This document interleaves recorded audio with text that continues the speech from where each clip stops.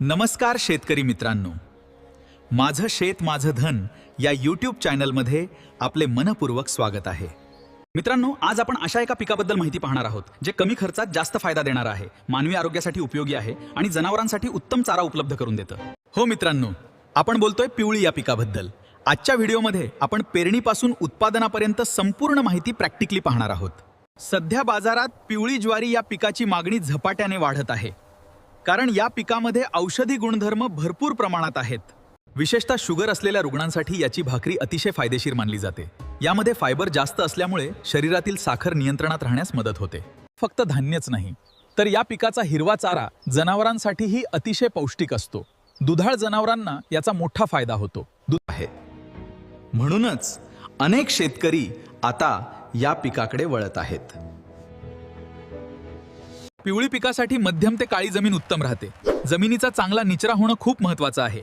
एकरी 4 ते 5 ट्रॉली शेणखत टाकल्यास उत्पादन वाढतं। प्रमाणित आणि चांगल्या दर्जाचं बियाणे वापरणं अत्यंत गरजेचं आहे। पावसाची योग्य परिस्थिती पाहून पेरणी करावी। ओळीतील अंतर साधारण 1.5 ते 2 ते 2 फूट ठेवावं। पेरणीच्या वेळी बेसल डोस द्यावा। नत्र, स्फुरद आणि पालाश यांचा संतुलित वापर केल्यास पिवळ्या ज्वारीचं पीक जोमात येतं। हे पीक पावसाच्या पाण्यावर येणारे आहे। पावसाचे जास्त पाणी साचल्यास मुळांना नुकसान होऊ शकतं। सुरुवातीच्या काळात तण नियंत्रण खूप महत्त्वाचं आहे। योग्य व्यवस्थापन केल्यास पिवळी ज्वारी पिकातून चांगलं उत्पादन मिळू शकतं।